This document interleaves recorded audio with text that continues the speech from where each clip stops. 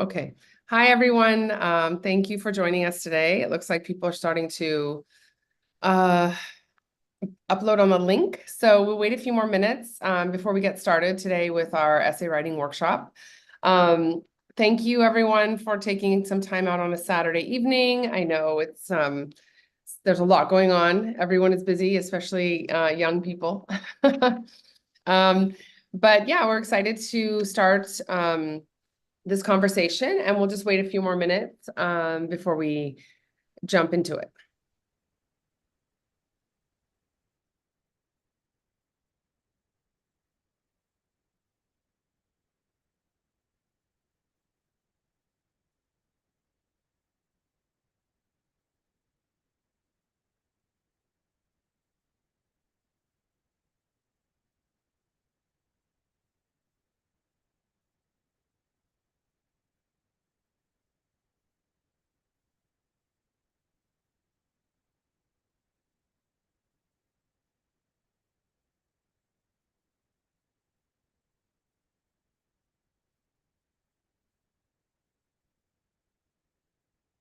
All right, so it's 6:02. Should I get started?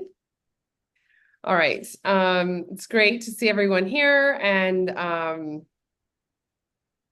someone has already asked a question, which is, will we get a recording of the video? Yes, there will be a recording, and also this webinar is being simultaneously broadcast on YouTube, so it will be up there on YouTube pretty much right away on the Red Pens YouTube channel. So yeah, that'll be available. And someone else asked how long the webinar is going to be. It should be about an hour. So I hope you can stay the whole time, but if you can't, you'll get the recording at the end. All right, great. So I don't need to make an announcement about Q&A because everyone has figured it out. The question and answer section, just put any of your questions in the Q&A box, and we will address them either live or in the background. Okay, so I want to get started today with introducing myself and introducing the Red Pen and introducing my colleague Arnav.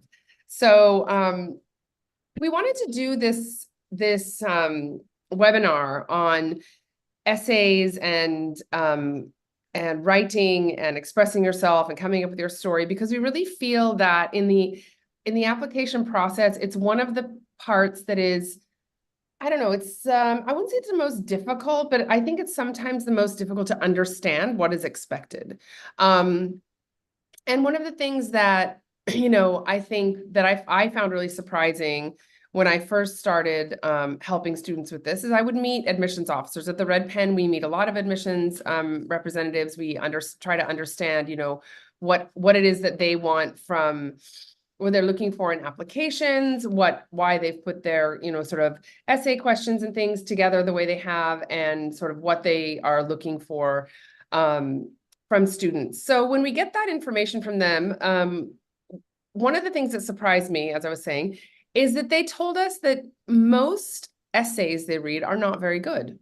Even from the very best students who end up, getting admitted a lot of times, they don't necessarily have amazing essays. It's not like their essays, it's not like all the admissions officers are sitting there with a whole bunch of students with the best essays, and they're deciding between all the applications with the best essays. It's just that the essay is an opportunity for you to kind of stand out, maybe push your, so that's, maybe help push your application into the sort of admit pile, so to speak, in this very, very competitive process. So that's why we put a lot of emphasis on the essay, and we sort of encourage students to really think about this seriously, think about it ahead of time, be very open-minded to what this process can look like. So is there anything else to say there, Arnav, before we move on to the next slide? No, I would just, by the way, hi, everyone. Thank you for joining us. I would just add to what Kim said by saying that, ever since COVID, when many universities went test optional, so you don't require the SAT or the ACT anymore, for those who are wondering what test optional means, the volume of applications has gone up drastically.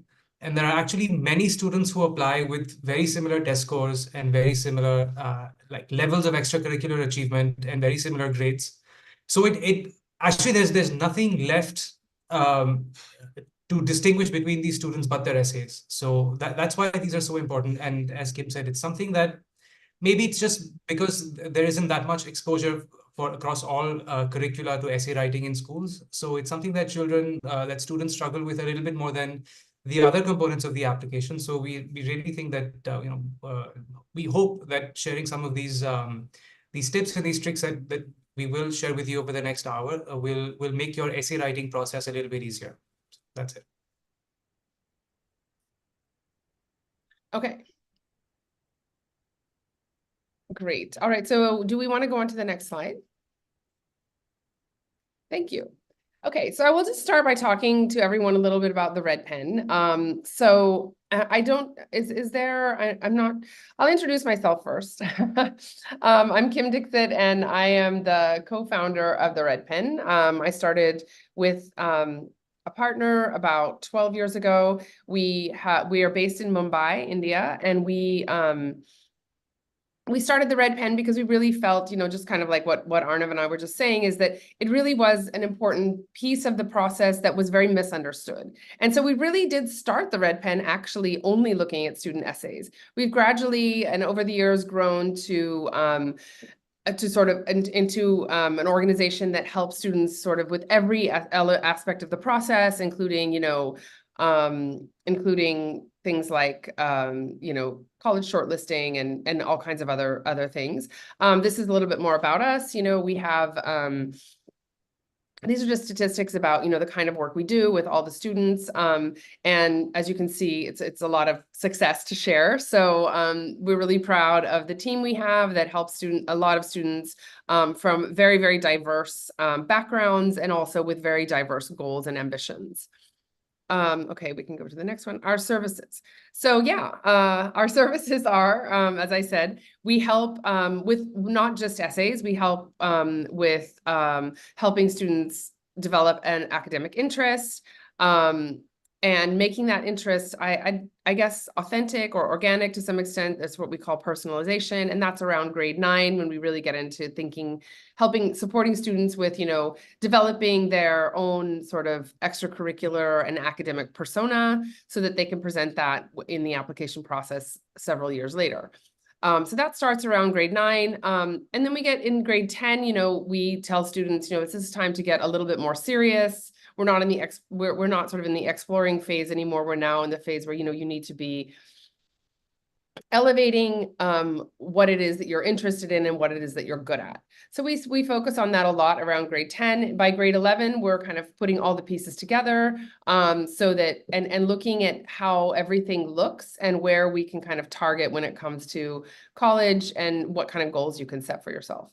And then by grade 12, we are talking about, execution, that is applying to college. And hopefully, we've supported you along the way to get to a point where everything is kind of fitting together perfectly, and it's actually quite easy and seamless for you to kind of execute and be successful in the application process, whatever your goals may be. And this is just a list of colleges where our students have been admitted over the past, this year itself, not over past 12 years, but just the year that ended. Most students have gotten their admissions results around March or April. And so this is a list where this is kind of a list of sort of the more selective colleges. Students that work with us are admitted to all kinds of colleges. So all over the world, as you can see here. So this is something we're really proud of, that we're able to kind of support students, like I said, with whatever their goals are. It's not just that you have to be aiming for one particular kind of major or one particular geography of institution. We can support you, and we have specialists across all of these different domains, whether it's something like STEM or whether it's somebody who wants to go to an Indian liberal arts college or someone who wants to, aim for the very selective, Oxbridge process or things like that. So everything, everything from A to Z and in between, we support students with. Today we're going to go, Arnav and I. So Arnav will introduce himself, I think, when he starts. Would you want to introduce yourself now, Arnav? You can go through this and then. Okay, I'll go through this and then he can introduce himself. But he's an expert, so we'll just leave it at that for now with the red pen. Okay, today we're going to talk about some of the basics of the college essay, the different country and the different essays. So if you're, if you're not even sure where you want to apply, this will help you maybe understand what the requirements would be in different places. And then we will go in depth into the US supplementary college essays and talk about why those are so important. And we'll talk a little bit about Indian liberal arts college essays and sort of give you some tips and tricks to approach this process. All right, so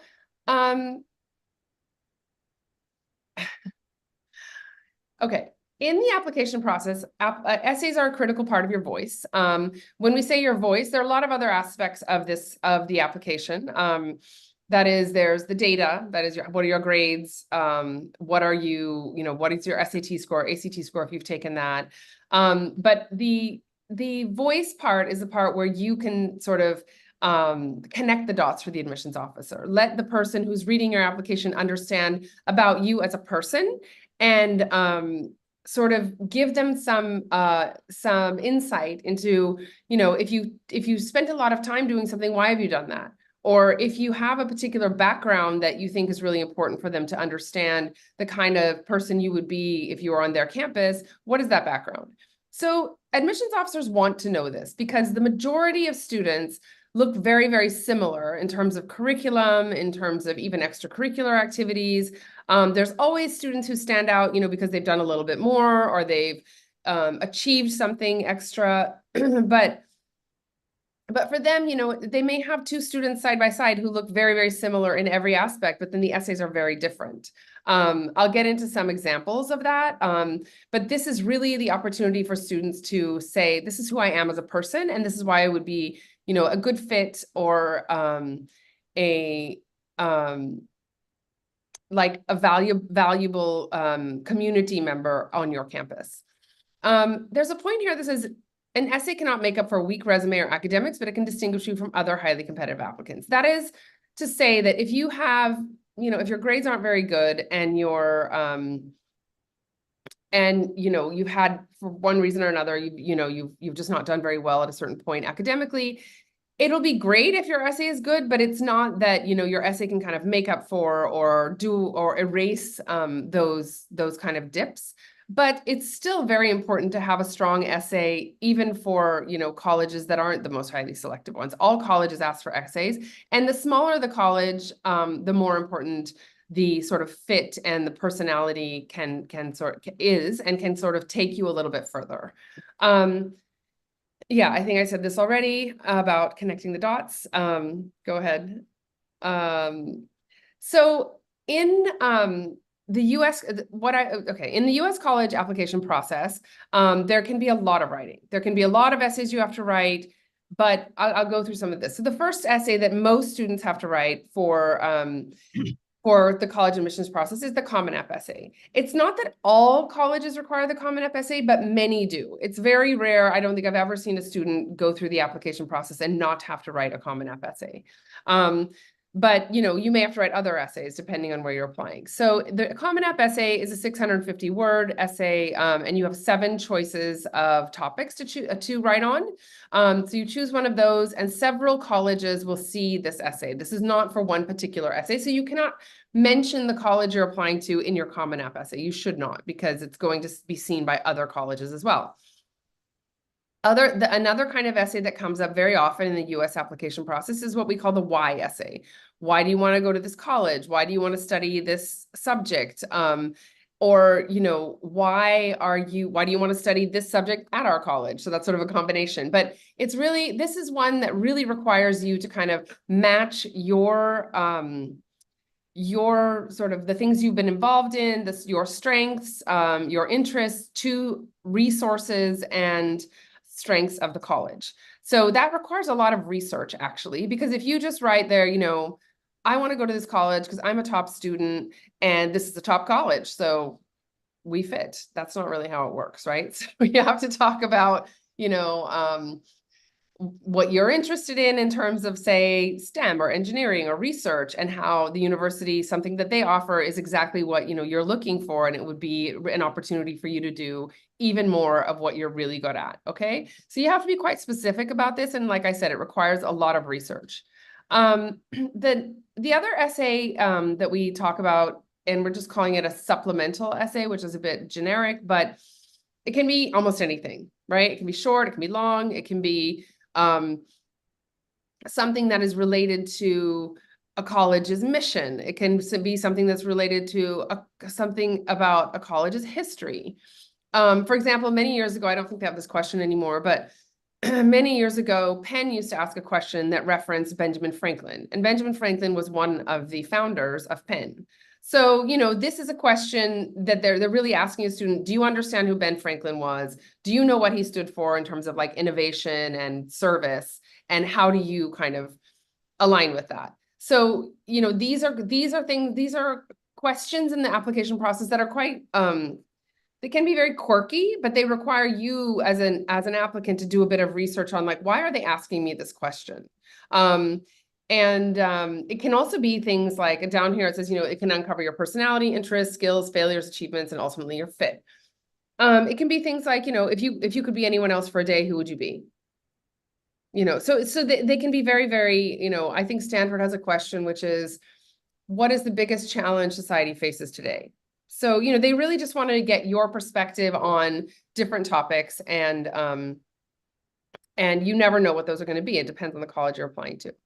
So those are some of the college essay topics you might face in this process, which is, again, a lot of writing. Each of those, you know, I think we'll get to that list of how many there are in a minute, so I won't get into that. But the Common App essay is really the essay that highlights your personal qualities. It helps the reader see who you are, not what you've done. Right? So the Common App essay is not the place to write about, you know, how many competitions you've won in robotics or how many MUNs you've been a part of. Necessarily, those can be the backdrop for describing your character.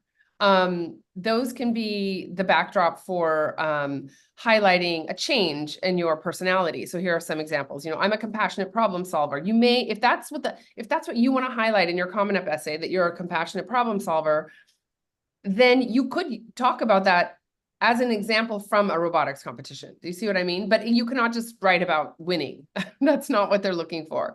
So these are all examples of something that, you know, students might want to highlight in their Common App essay. It could also just be something like, you know, I'm kind, or I care about other people. So giving examples of that. Yeah, so as I've said, it's not a list of accomplishments. Accomplishments are visible in many parts of the application. There's an awards section, there's an extracurricular activities section. There's a lot of places that even in a why college or why major essay, you can say, you know, I want to continue doing research on this topic because it was part of my science fair project, which I won, you know, national championship for. So I know you've told me, you know, why you want to study something further, and you've mentioned an achievement. So you can bring these achievements in a lot of different places, but the Common App essay is typically not where you want to do that. The Common App essay is where we kind of give a more context to the kind of person that you are. One thing I want to say before I get into, you know, what I've talked in the last slide about what it isn't. So I'm now going to talk about what it is. But one thing I want to say is that the Common App essay does not have to be about something you've spent 100 hours on. It doesn't have to be about something that is the most important activity on your activity list, or the most important, you know, place that you've been in the world. You know, I climbed Mount Kilimanjaro or whatever. It can be a very small experience. It can be a very personal experience. It can be about a relationship you have with someone. It can be about a day you spent somewhere, right? So that's the important thing to understand. I think the best Common App essays that I read are usually about that. They're about something that you might not expect, knowing a lot of other things about the student, right? It gives you kind of a different view of them. Of course, it shouldn't be conflicting, but it should be something that, you know, maybe is a little bit of a different insight. Okay, so going on to what the Common App essay is. So these are two questions that we always ask of every Common App essay. Did I ask, you know, what happened and why does it matter? So what happened? I was in a robotics competition. Why does it matter? Because I won. That if that's the answer, that hasn't told me anything, right? It just told me something I already know from the application. So what happened? I was in a very intense robotics competition. Why does it matter? Because it showed how I can cope under pressure. It shows that I'm resilient. It shows that I'm inclusive when I helped other people who were also under this pressure. So from that, I can see why you're telling me this story. I can see why this story matters to you and in your application. So here are some examples. What happened? I started the first ever LGBTQ plus society in my school. I did this because I was bullied in my previous school. So I decided to change schools and help students who were being bullied like I was. Why does it matter? I'm a problem solver and I care about the well-being of other people. So this is an example. Again, I don't know. This may or may not be sort of the core or the essence of the rest of the person's application, this part of their identity. Example 2, what happened? While canvassing for SNAP, I was concerned that I would unfairly judge someone or offend them by giving them information about food stamps. This caused me to freeze up, but when I stopped worrying, I was able to hand out information. Why does it matter? Why are you telling me this story? Because I'm trying to show that when I encounter moments of challenge and that confuse me, I'm able to understand why I'm uncomfortable and come up with and execute a solution and learn from it. So I've seen a person, you know, being resilient in this situation. Now, a student like this could go through a brainstorming process where they start with, you know, I really want to show people in my essay that I can figure out situations that I'm confused in. So as a counselor, I would say, okay, tell me 3 situations where you felt yourself confused. And then this might be the one that we decide on to kind of elaborate for the essay. But usually when it comes to, you know, I want people to know this characteristic about me from the essay, there are many things that could tell that story. And sometimes you can use 2 examples or more. But the point is that I think it's very important to focus on what do you want the person to know about you after they've read it. They may or may not remember the story, the football game, the robotics competition, the SNAP canvassing, whatever. They just need to remember you're the kind of person or you're the kid who really cares about this or is always driven by that. So this is the important thing to remember. The essence of the essay has to be, you know, who are you? Do I get that by the end? Okay, we can go on to the next one. All right, these are more of the supplemental essays, which I mentioned. So why do you want to attend this university? Why do you want to study the major you've chosen? What do you plan on doing after you graduate? So as I said, this requires a lot of research. You need to look into the faculty, the curriculum, the social media pages, sign up for newsletters, alumni groups, forums, or added support. So what I want to really say here is it's not enough to look at the website. It's not enough to watch admissions videos on the admissions website. You really have to dig very deep into why this is the best place for you to do this. And, you know, it cannot be something, it should not, and it really works best when it's not something that can be found somewhere else. Now, many colleges may have, you know, a program like economics, for example. Many colleges have economics programs. But what is it you're interested about in economics? And can you identify something at that university that is very specific to that thing? And you will identify something very specific to that thing in each university, but it's not the same thing. Do you see what I mean? It has to be something that the person reads and says, oh, that is actually not anywhere else. I saw an analogy of this once where someone said, you know, if there's a tree at the campus you want to attend, you need to think of yourself as describing that tree, and that's why you want to attend there, because that tree is not anywhere else. It just can't be. And if that's the reason you want to attend, then, you know, it's a very good thing to kind of focus on and highlight. So find the tree, I mean, metaphorically, and kind of go all in on that thing. I think that's important because many students in these why essays want to mention 12 things about the college. And oftentimes these are short essays, maximum they'd be like 300 words or something. So, and sometimes they're short as like 100 words. I think colleges that are very commonly applied to, like Purdue and Georgia Tech, those are very short. Why this major? Why this college? And so you have about 100 words to say why this college. So if you just say, generically great resources in STEM and a network of like-minded peers, I mean, everyone is can kind of access that if they go to Georgia Tech, right? So you want to say some very specific thing about that college.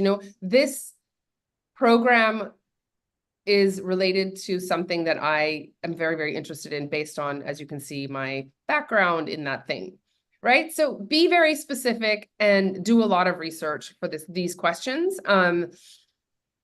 I think the other thing I want to say here, and Arnav, you can jump in if you want, but that all these prompts are not created equal. We've just written them here as, why do you want to apply or why do you want to study? But you really have to pay attention to to the way the question is written, okay? That is what the college wants to know.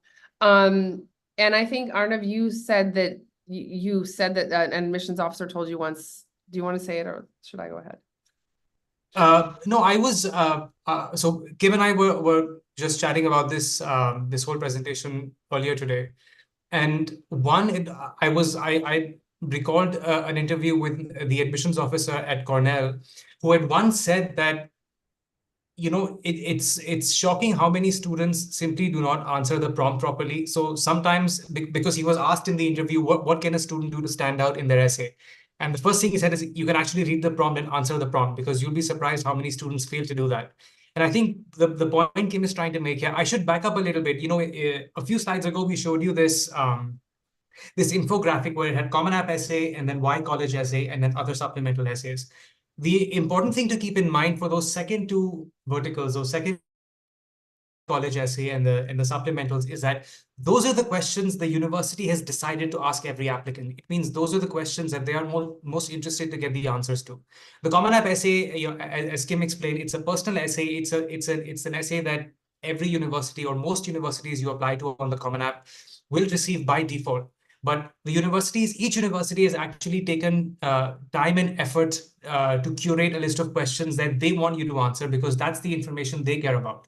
So not taking the time to properly analyze and understand each question and respond to the question the way it's supposed to, not only shows a lack of interest, but sometimes you might think, oh, this why Georgia Tech essay or this why Duke essay is just the same as the why Georgia Tech essay I wrote. So I'll just copy paste and remove things about Georgia Tech and put things about Duke in. But it doesn't work, because Kim will just tell you this is probably the one thing she talks about to our content team more than anything during the application months, is that Duke has a very unique why us prompt. And Kim, you want to tell them a little bit about that? Yeah, no, I mean, I think the difference is that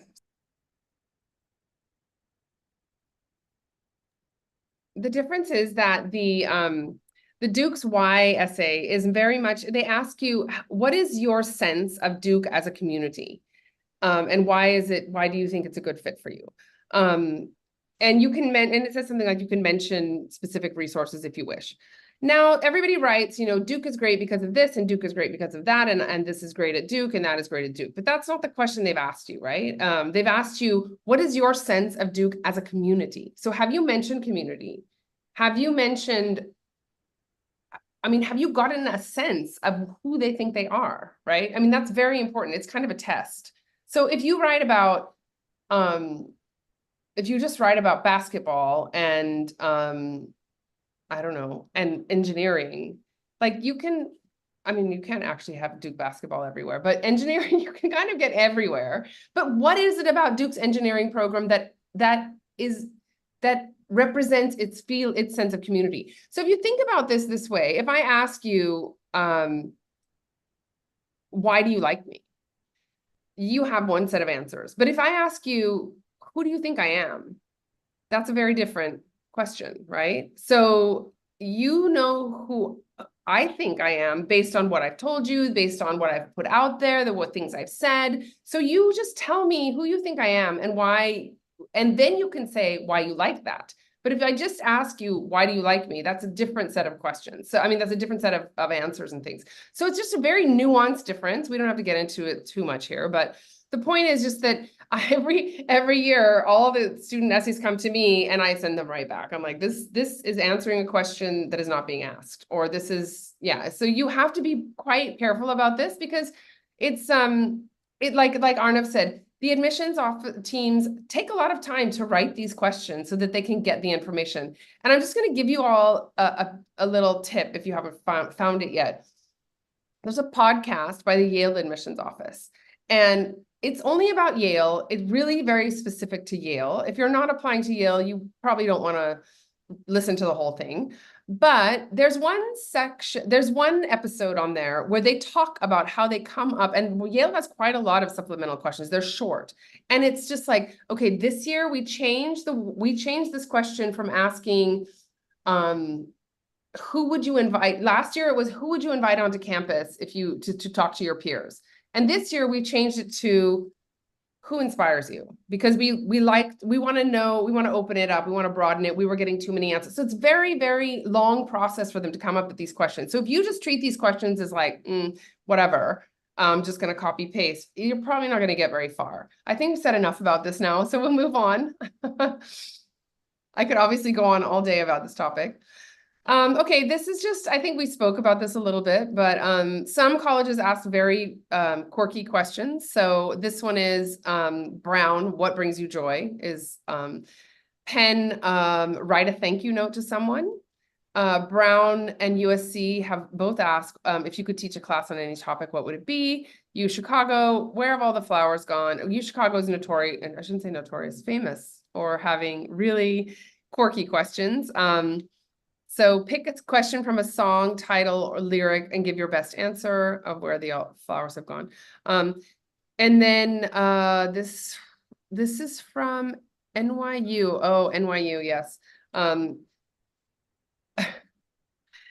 I even explain this? I don't even know how to explain it. But basically it references Taylor Swift and a bunch of other things. So yes, they can talk about literally anything and these can change. I remember one year there was one college that had questions about Hamilton, the musical. So, I mean, yeah. Sorry, Arnav, were you going to say something? No, I was just saying that for NYU, they give you a list of quotes and ask you to write why any one of them is important to you, or pick a quote of your own. So the one that we chose is Taylor Swift, just to show you that the admissions committees can want you to have fun with your essays.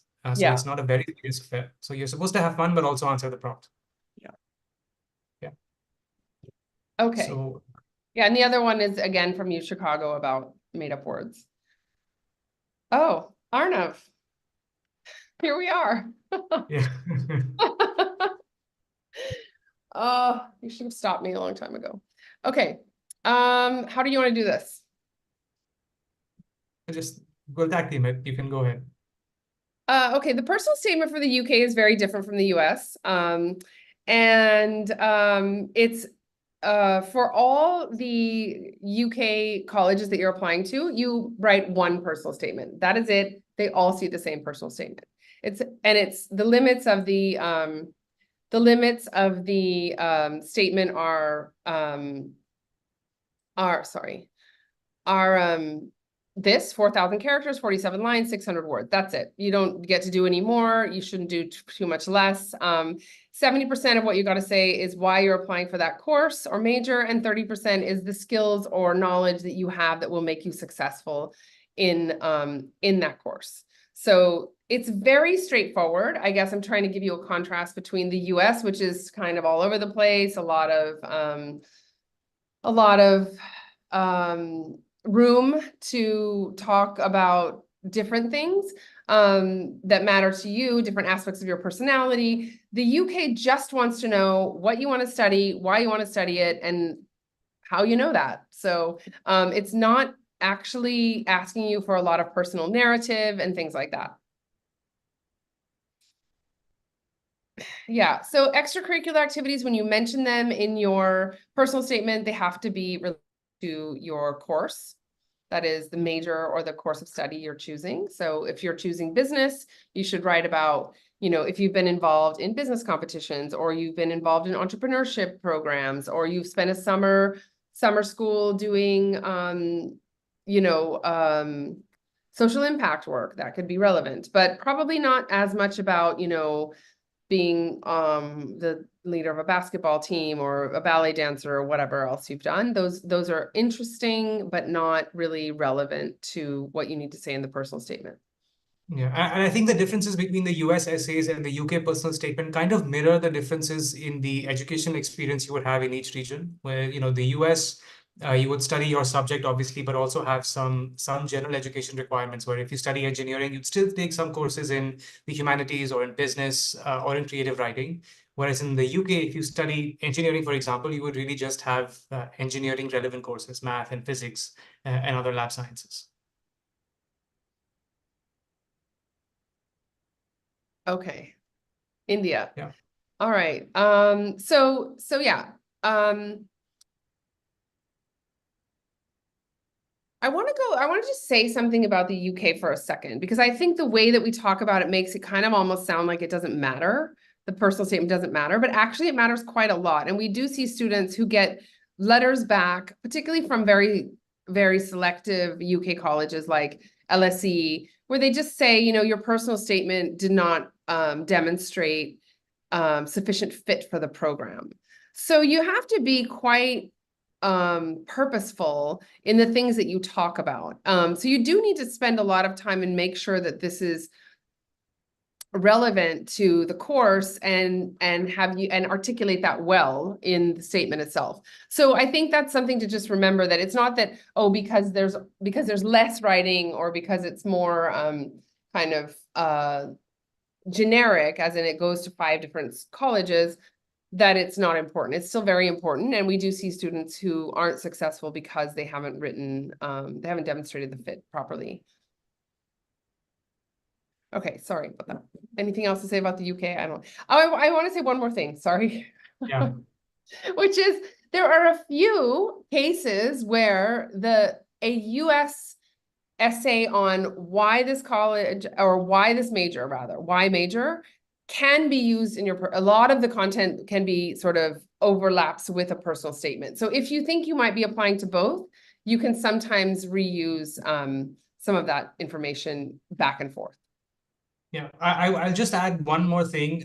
The order in which we've presented these questions, who are you, why are you pursuing this course, what have you done academically, that's actually the order in which you're supposed to write the UK personal statement. The statement has a very fixed structure. It starts with a very brief introduction and your motivation for the course, and then explaining what coursework you've done that relates to that course, and then what activities you've done. So you always want to follow this order that we've put the questions in. It's quite formulaic, I think, is what. Yeah.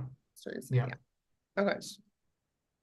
Moving on to India. So India has, as you may be aware, quite a few new liberal arts colleges, liberal arts and sciences universities like Ashoka. Ashoka, these are 2 essays that come from the Ashoka application. And again, Ashoka pays a lot of attention to these essays. We've seen students, every year we're always surprised by students who aren't successful at Ashoka. So it's a competitive situation. Describe a social issue that has local and/or global impact, which is of concern to you. What are the different points of view that your research on this issue has revealed? What is your personal view, and how do you intend to contribute towards the resolution of this issue? So as you can see, you need to have an issue, you need to have done research on it, and you need to have a personal view, which is informed and an idea about resolving it. So it's not something you can kind of just do at the last minute or off the top of your head. You might want to consider a few different options. The second example here is, share with us an important experience or conversation which has significantly shaped you and your perspectives on life. Provide relevant details to help us understand you better. I haven't actually, I'm trying to think of examples of this. I can't think of any off the top of my head. I've obviously seen examples, but a good response here, I feel like, and I get this a lot from many admissions officers in many places, is I think it's important for students to demonstrate that they can change their mind. Right. So, and I hear this a lot, that, we ask questions about, talk about an argument you've had with someone, or talk about a person, or who do you disagree with the most in your life or things like that. There are a lot of these kind of questions. And usually they don't really, I mean, what students end up writing is like, here's a disagreement I had, and here's why the other person was wrong and I was right. So that's not really the right way to approach this. It should be more like, here's a conversation I had. Here's where that person, I really learned from them. I changed my mind. I integrated their point of view into mine and have come up with a sort of new perspective. So these are the reasons that they ask these kind of questions. Yeah, and I just want to point out that with Ashoka and many other universities, there's also an added element of an in-person interview. And in some cases, they actually do a spot essay where you're on a call like this, your camera's on, and they will give you a prompt on the spot and ask you to write something. So the essays you submit as a part of your application shouldn't be too heavily edited from what you would write on the spot, because that might raise some questions about the authenticity of your writing, of the writing that you put in the application. Yeah, that's a very good point. Okay, these are the essays from Korea University. What is your personal story and how would studying at Korea help you become the person you want to be? And then on the spot essays, as Arnav mentioned. So as you can see, the Indian liberal arts colleges are also very interested in getting to know you as a person. Okay, next. Great, do's. When you're thinking about essays of any kind, have a clear narrative, stay clear of complex sentences. So be direct, get straight to the point. I can't tell you how many essays I read, which are like, the time that I was interning to, or that I was explaining to integrate the knowledge of, there's just so many words in a sentence. And then if you cut out like 3 or 4 of those words, you have exactly the same meaning. So that is really the way you want to write, because I don't know if we're going to get to this, but these admissions people in all cases take about, I don't know, 30 seconds, 8 minutes on the whole application. 8 minutes on your whole application. So they're not taking more than a minute on your essay. They're probably skimming it. So you need to make it very, very clear. The more confusing and convoluted it is, the more they're likely to just kind of skip over it. So be direct, get straight to the point, and practice writing. Keep a journal, blog, and write often. So that be tight, say more by saying less. I think we have some examples coming up.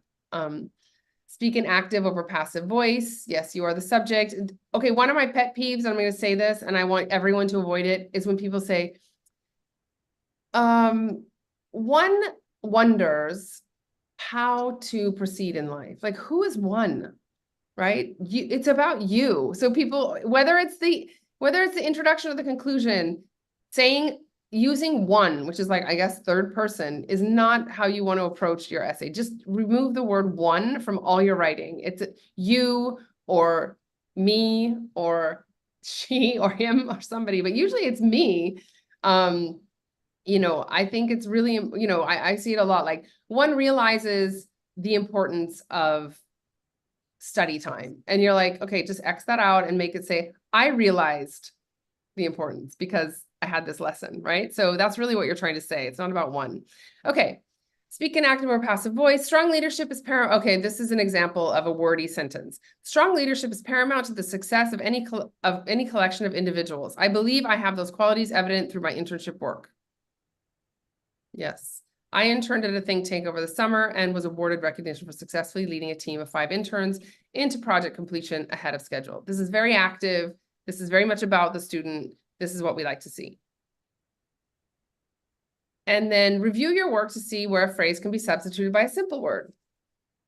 For example, I hope we don't have an example of that anymore. Okay. Don'ts. Why don't you go through the don'ts, Arnav? Okay. Writer's block. Don't suffer through writer's block when you sit down to write, especially your very first essay of the entire application cycle, which is likely going to be your Common App essay. Many kids, especially many of the really strong applicants who want to have just the perfect application, they take too long to get started because they want the perfect opening. Don't worry about that. The perfect opening doesn't exist, at least not on the first draft. And that's what, your counselors, like if you're working with a counselor like us, that's what they'll be there to help you with, is write whatever comes to mind, and then you can refine that on subsequent drafts. Okay. Avoid jargon, quotes, and cliches. Yeah.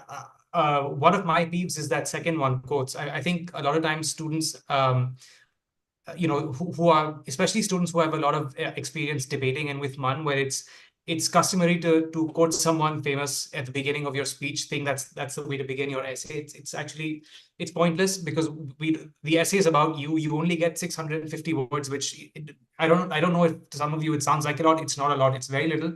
So don't waste your words writing about somebody else or quoting someone else. So cliches, jargon, don't use big words when simple words can do. I think we got to that in the previous slide. And don't quote other people. Yes, I don't even know if this needs to be a point, but don't copy anything from anywhere, from anyone. Don't copy anything from the internet. Don't copy anything from an article. Don't copy anything from your friend's essay or from a friend who previously applied in a previous year and got in. Many universities use detection softwares like Turnitin. If they have a hunch that something may be copied, they can always run your essay through a software, and if you get caught, then that's an automatic reject. So don't plagiarize. Be specific. Anything you observe, out in the world about you, whether it has to do, Kim mentioned a Stanford essay earlier that asks, what is the greatest challenge that society faces today? So you can mention a challenge that has global scale, but you have to mention how that impacts your community and you locally, because that shows why you've chosen that particular challenge. There's shortage of water in some places in India. There's a shortage of electricity. There's discrimination against certain groups of people. Always choose something that is that impacts you, and then have a personal observation about it. So here's a bad example. Medicine is a noble cause, and I've been inspired by my brother's journey through the vocation. This tells me more about your brother than about you. So this is not the way you want to write. This is a sentence we might see in a UCAS personal statement or in a US essay, and in both cases, it's not the way to introduce your interest. When I saw how medics treated the survivors of the blast, an emotional trigger rung through me. Their compassion and clarity of purpose urged me to take action as I stood up to volunteer myself. So this is a great way to introduce your interest in medicine, because it's specific to you. It's an experience that you had, and it shows how a specific experience that you had inspired your interest in a particular field of study. Show, don't tell. This is our mantra, and another way to say that is don't state, imply. So don't say that you're kind or empathetic or a good collaborator. Show it through examples. In many cases, we even try, and I'm going to get to an example, before this presentation ends, of one particular student we worked with. Try and show as many qualities and as many emotions. If you're telling a story, as many emotions as you can, rather than saying that you felt, or someone who's a part of the story you're telling felt a certain way. You can show it. It always has more power. And that's not just for college essays. It's for writing in general. Whenever you imply something, it always has more impact, because you've forced your reader to actually exercise their brain while reading your essay. They've automatically become more engaged with your essay because they had to exercise their brain a little bit. So don't say I've been passionate about engineering since I was a child. Doesn't tell me anything that about your interest in engineering. Since dismantling my first toys at an early age, I have been compelled to discover how objects work. So this is a much more personal introduction to your interest in engineering, and obviously this particular writer would go on then to be to speak in a lot more detail about how their interest in engineering evolved since the time they were dismantling toys as a young child. Okay, so one thing we want to do is we thought we leave you with the process that we follow when we are ideating personal statements or essays with our students. And since the highest level of ideation and the most time spent ideating and writing and correcting goes into that US Common App essay, we thought we'd use that example. We thought that we'd use that essay to show you how our brainstorming process works. Okay. So here at the Red Pen, the first thing we do when we start working with a student on their college applications, and for most students with us, that process has already begun, is we give them a brainstorming document. It's a document of 12 open-ended questions The questions sound like, where do you live? Who lives with you in your family? What are some family traditions that what are some traditions that your family follows? Describe 3 risks you've taken. Describe 3 challenges you've faced. How have all these factors influenced your life? Your family, your challenges, your risks. Describe a time you showed intellectual curiosity. Tell us about something that makes you feel proud. So these are all very open-ended questions. We actually encourage our students to answer each in about half a page to a page. And what these answers help us do, number one, it actually helps us get to know the student a lot more intimately, because when you're forced to write about all these things on paper, and when we stipulate that it has to be at least half a page, you will give us details that you may not feel comfortable sharing in a conversation, especially when you've just started working with us, right? And this is one of the first things we do. So we haven't spoken as much. We haven't spoken for months at the time that we introduce this in many cases. So it actually helps your counselor get to know you better. And the second thing that it does is it actually becomes a repository of material for all the essays that you will write for your eventual college applications. So one thing that Kim mentioned earlier. Sorry. One thing that Kim mentioned earlier is that the Common App essay, a personal essay, is meant to portray values, and then you have to cloak those values in a nice story. So I have a slightly different perspective on that. I actually think the story is as important, almost as important as the values. So, and my colleagues may look at this differently the way Kim does, but when I'm reading a brainstorming document, I will actually, instead of looking first for the values, I look first for the interesting story, and then see how do we fit their most defining values into that story. And most often, the most interesting answer will actually also be the answer where their most defining values are portrayed. So I'm going to give you the example of a student I worked with 2 years ago. Okay. So this student, like most others, completed this brainstorming document around now, April, May.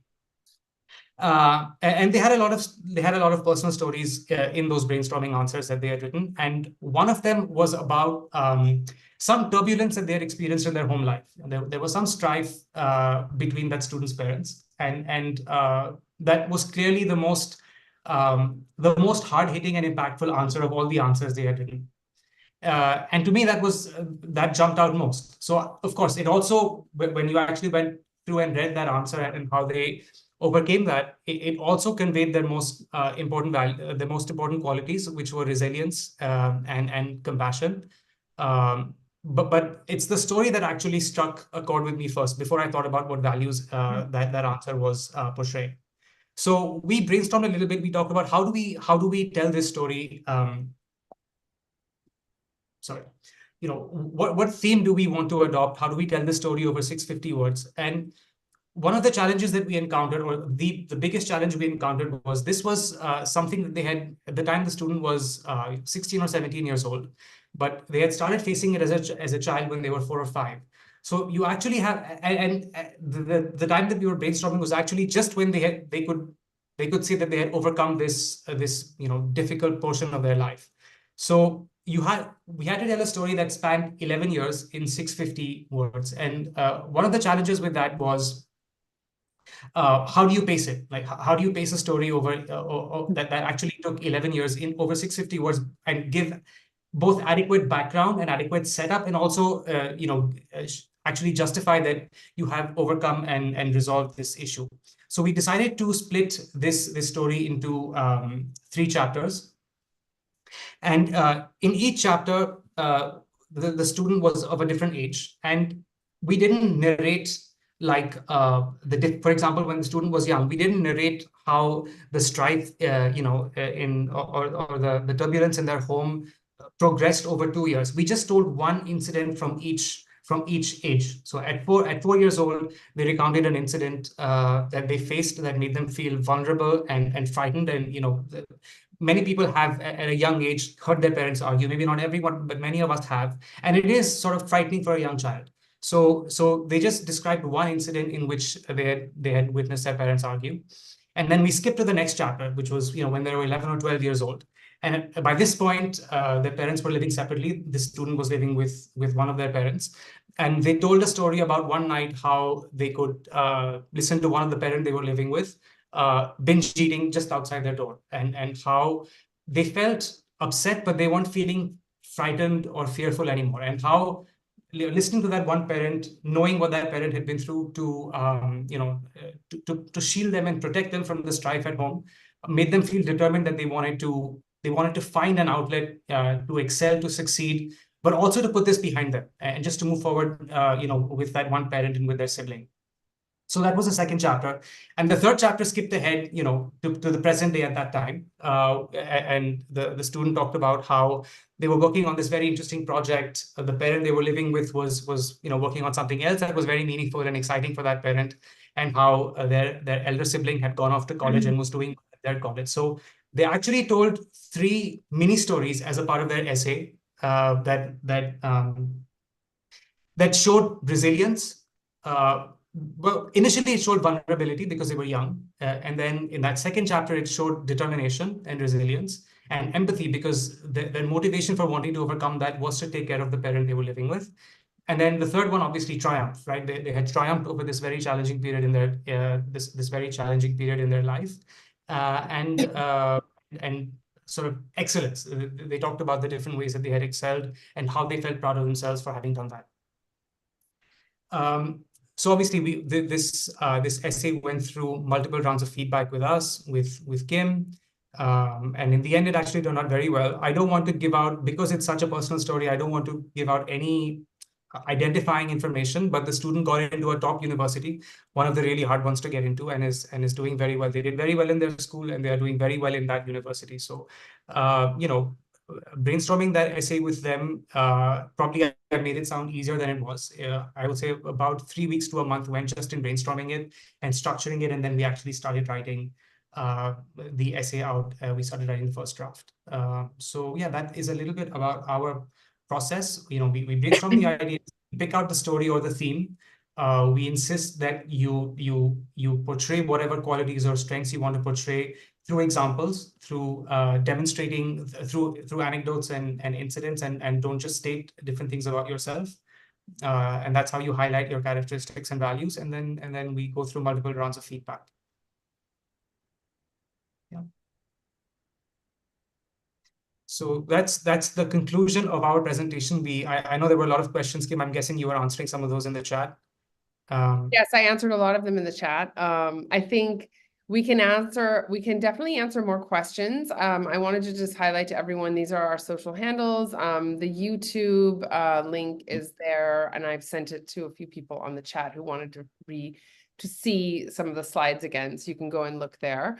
You can subscribe there. Even a lot of people were asking me questions about postgrad applications, the postgrad there's a postgrad content on our YouTube channel as well, so please go there. I think that we also have we would really love it if you can give us a review if you enjoyed this workshop or you found it helpful. You can go to, where do we go for that? I'm not really sure. Oh, I think it's been posted there. The link for your feedback. So we'd love positive feedback if you can give us some. And yeah, besides that, I'm going to go back to the questions and answer some questions. Someone is asking, are there any specific requirements in essay writing for Ivy Leagues? So Arnav, were you answering this question? I was in the middle, but then answer. So do you want to just say your answer instead of typing it? So there's nothing. We showed you some sample prompts from different universities. A couple of them were Ivy Leagues. So there's no different requirement. The essays probably just have to be better because they are the top universities. So no specific requirements, but just all the tips that we've been giving you: show, don't tell, don't use jargon, don't use long complex sentences. Be simple, be direct, and substantiate whatever claims you make with examples or with anecdotes. Yeah, I think yeah, there isn't, I just to add to that, I think, when we see students who get into Ivy League colleges, oftentimes, they are the top students, right? So they are very, they tend to be quite accomplished in many areas, including writing, including knowing what they want to say and things like that. So it's not that there's any sort of requirement for Ivy Leagues, but I think for Ivy League colleges, the students that I have worked with who've been successful there have been quite quite invested in the process, quite driven about what they want to say, and they tend to do quite well. So I think having a very purposeful approach to the essay writing process is one of the main things that I think really helps students who come out successful. Someone is asking, what about the UCAS personal statement? So we did cover that. What is the change being implemented for UK applications in 2025? I think we're not 100% clear on what that change is going to be. It may be that they do away with the long personal statement and they come up with shorter questions. We're waiting to know more about that. Arnav, can you answer this question? Oh, I don't know. Yeah. So I'm not sure what TKS is. I'm familiar with Lean Gap. It's a, as you said, it's a very selective program, and I have had a student do it who had, who had heard good things. If you're looking to apply in business, as you say, it's I don't know what grade you're in, but if you're in grade 9 or grade 10, then it's definitely a good option. In grade 11, there may be better options, maybe like an internship, or a finance competition or an entrepreneurship competition. But Lean Gap is a good program. What grade percentages do UK and US colleges take into account? So US looks at everything 9th onwards, 9th, 10th, 11th, and first term of 12th, if that's available. The UK will look at your grade 10 board results, and they will look at the predicted marks your school gives you for your 12th boards. So just 10th board results and your 12th predicted. But your school will probably base your 12th predicted on how you did in the 11th. So it means the 11th impacts your UK application. What is the ideal time to start extracurriculars? There's no ideal time. If you're looking at it from, like I said, if you're looking at it from a college application point of view, colleges look at everything you did from the 9th onwards. So in that sense, everything you did from the 9th counts. We always encourage students, especially the young ones, to just pursue what their interests genuinely are. And we for students we work with in those younger grades, in grade 8, grade 9, grade 10, we have, plenty of, once we identify what it is they like, we have plenty of opportunities that we can recommend for them to pursue their interests. The right time is whenever you feel like it. But if you're looking at it from college applications, the earlier the better, because everything you did from the 9th onwards will count. Yeah, I just want to say, I think someone asked, is 10th grade too late? So it's also never too late. It's kind of never too early and it's never too late. So, we have seen many students who, only start, especially when it comes to things like students who want to get involved in engineering, and they do, projects after grade 10. I think there's still a lot of time to develop some strong extracurriculars, even as late as grade 10. I don't recommend that. It's very late. But because, like, for example, we had a student last year who, after grade 10, decided to go, do work in, he wanted to study computer science. But after grade 10, he did a program in computer science and he realized he really didn't like it at all. So then for grade 11, now he has to go and kind of make up for what he didn't do in engineering, which is what he wants to do now. He wants to kind of make up for that in a shorter amount of time. So the earlier you can start the exploration process, the better. Okay. As an 11th grader, what activities should I do to build my profile basically from scratch? That really depends a lot. That's a very person by person question. But there's a lot of things that could go into that. In grade 11, you can do anything from social service to projects to internships. There's a lot of things to do at that stage. If you aren't sure about your course, is UK a good fit? Is it advisable to go to these universities? I don't think it's an option to go to universities after 10th itself. It may be in certain cases, but that's not the norm. So no, not advisable. And yes, the UK, you need to know your subject and your course, and you cannot change it. So if you want to study in the UK, just be very clear about what it is you want to study. It's not to say you can never change in life. You can always study something and then later do something else. What you studied is not going to be, who you are 100%. So, but you cannot change your major in the UK. You can in the US. All right. What percentage should you aim for in your boards and the grades that follow? Well, again, that really depends on what your goals are. If you're aiming for the top colleges and the best colleges, then you need to have the top board scores and the best marks. honestly, we work with students who have grades all the way from, I don't know, 60% to 99%. So people get into college everywhere, regardless of kind of what they achieve. I think the things to keep in mind is the better your grades are, the better chances you have for scholarships. That's one thing. And also the better your grades are, the better chance you have at kind of more selective colleges. And I think that if if your grades are not good, then you get into a situation where you have to be a lot more open-minded about what kinds of colleges you can go to. So if you're sure about the certain colleges you want to go to, then you need to kind of know what's expected. Yeah. What amount percentage is given to academics to the ratio of our profile in the US? So I would say it's a lot.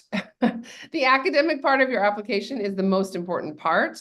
The profile building and the extracurriculars and the more holistic piece of your application is very much what is, I don't want to say totally on the margins, but you have to meet, if you don't have the academic, if you can't demonstrate that you can kind of manage the academic workload, then it really doesn't matter what the rest of your profile is. Having said that, if that's all you have 100% in everything, that's also not going to get you very far. So you need to, I don't know, can you say more about the ratio, Arnav? I just don't think of it that way. I was thinking about it. I don't think you can, because it's a sequential process. I think the first filter is the academics.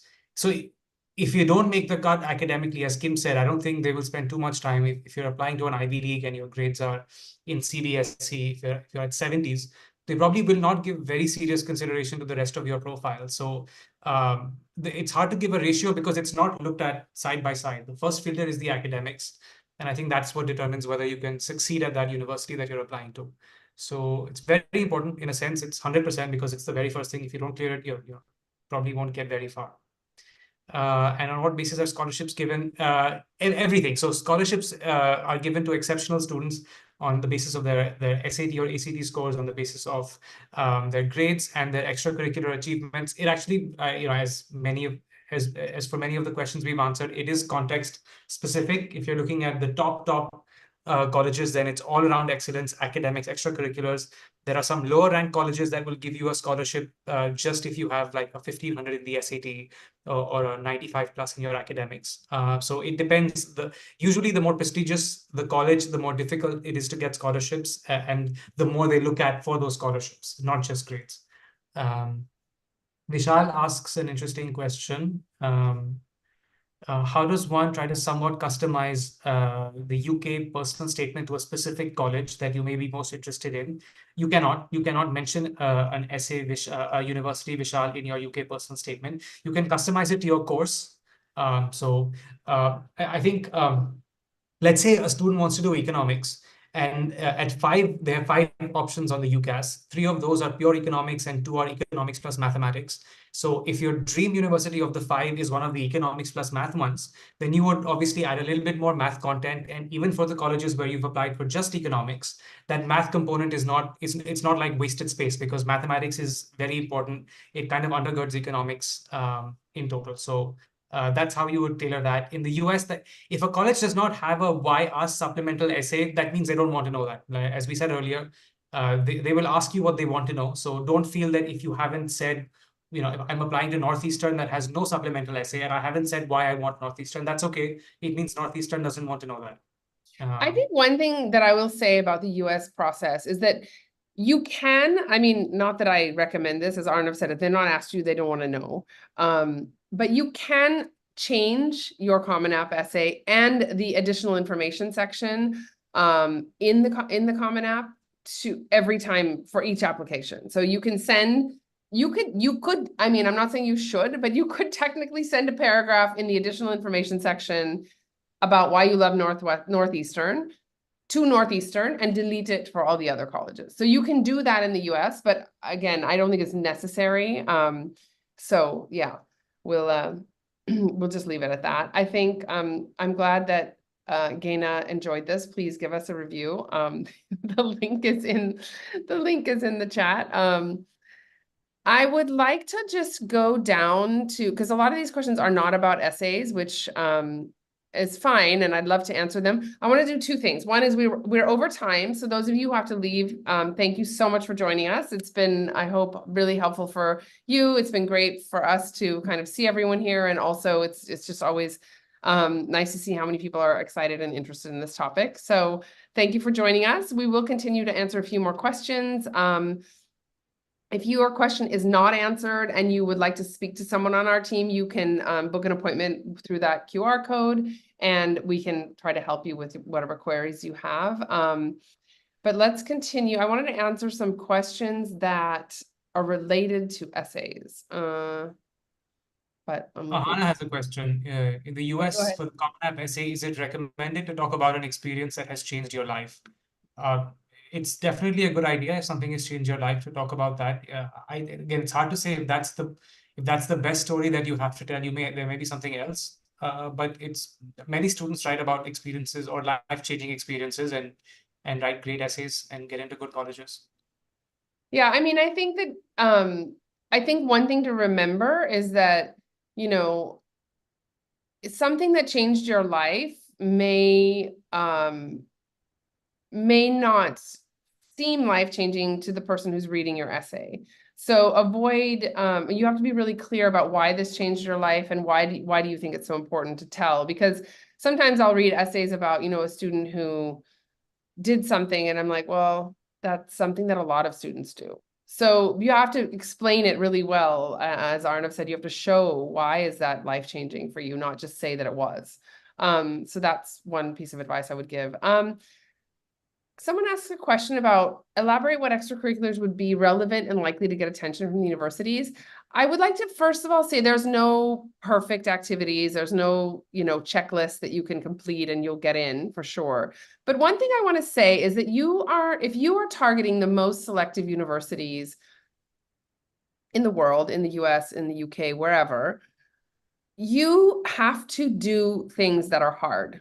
Okay? It's not going to be enough to do really ordinary things that everybody is doing and think, oh, I did so much, all my time was full. I was just busy all the time, and I therefore had a lot of extracurriculars.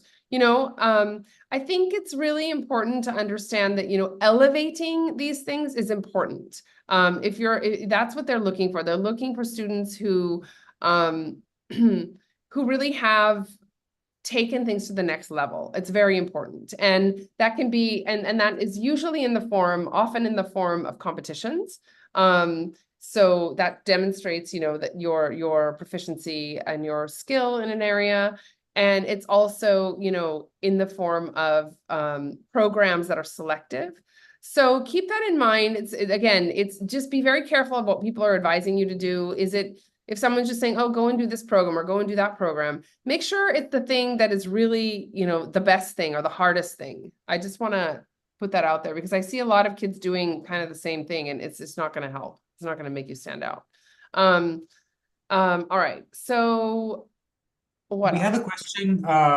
I'm guessing this may be from someone in Singapore. For national service students, when would you recommend starting the essay writing process?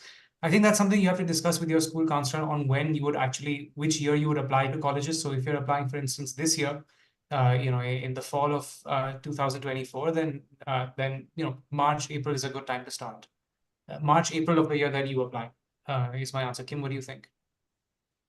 Yeah, I mean, I think that's correct. I mean, I think some students apply to college before they do national service and then they take 2 gap years.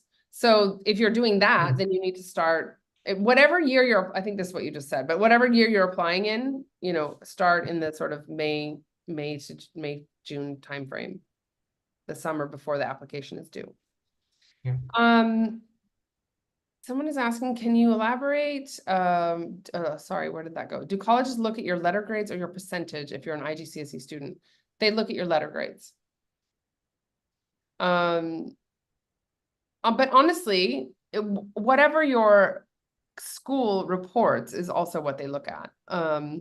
So, you know, that's an important thing to understand is what is your school sending them? You know, it's not that they can only see what is sent to them, but they do like to see your letter grades. Okay. I think that are we done with answer? There's a lot of questions here. I think a lot of them are quite specific, so I'm not sure we're going to get to all of them. I think Ahana asks about, you know, what discussion should she be having with her school counselors? I think that's a good question, actually. I don't know what grade you're in, but I think the main thing is it's very important to be in touch with your school counselors. For those of you who don't know, school counselors have to write a letter of recommendation for students. For the US, definitely, and they can do for the UK, but for the US, they have to. And it's very important they know you. They know, you know, what your goals are. They know how you're going about pursuing those goals. And it's important for them, if you want them to be sort of advocates for you sometime down the line, be in touch with them, stop into their office, visit them, you know, bring them a cup of coffee. I don't know, whatever, however it works in your school. So that, you know, they know who you are when the time comes. And like I said, these are the people who have to do all the back end work of your application. They have to organize all your transcripts, put all your letters of recommendation together, solicit all of those from your teachers, et cetera, et cetera. So make sure that you talk, that they know who you are. So that's one thing. And besides that, you know, if you have these questions about, you know, I'm interested in economics and business. Maybe you can sit down and they can give you some resources to help you discover, you know, what's the right path for you, and then you can come back to them. So constant engagement and interaction is very important. All right. Any others that you'd like to answer, Arnav? Yeah, I think, you know, there's some of these Arnav Chawla is asking me an important question. I want to answer this. Does the UK college's characteristic of not allowing students to show and pursue very diversified academic interests give the US an edge in terms of the amount of learning fun at the university?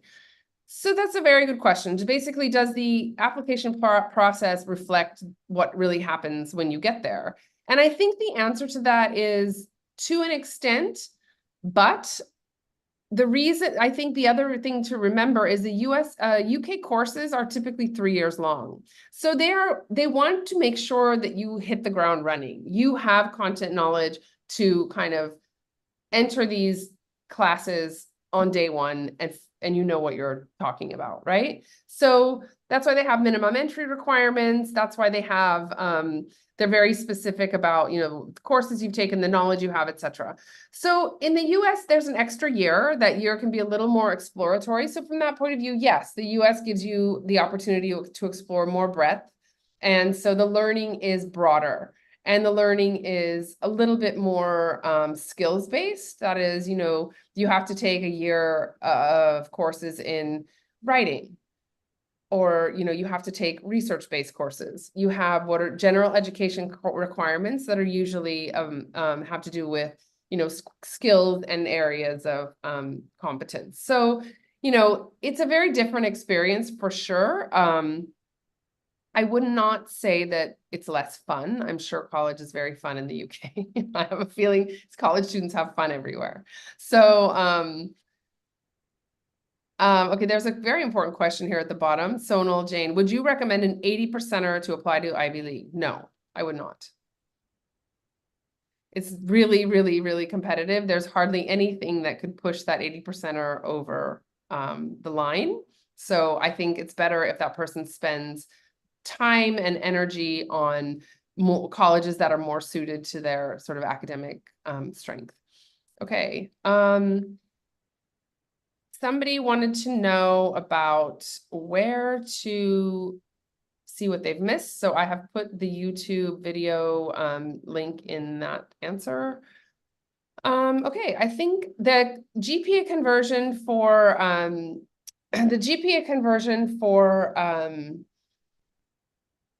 IGCSE grades. This is an important point. US colleges function on a GPA scale. You'll see, you know, admit rates around GPAs all the time. Do not convert your GPA. Do not worry about converting your GPA. It is not something you need to do. All admissions offices in the US will reconvert your GPA based on what you send them from your academic records, okay? It's very important because you will take a lot of time and energy and you'll worry about this. And then anyway, even if your school reports the GPA, they will recalculate it, okay? Your GPA will be recalculated. So don't worry about this. It's not something you need to do. You don't have a GPA. If you don't have a class rank, don't rank yourself. If you don't have something that a US application is asking you for, do not include it in your application, okay? Someone is asking, okay, there's so many questions. I would love to just do this all over again. We should do a Ask Me Anything session. There's a question, are your services only for residents in India or all over the world? I think we work with students from every part of the world. So any Yeah, every country. part of the world. I can't remember the statistics, something I saw recently. We had students all the way from, yeah, I mean, Hong Kong to Germany to everywhere.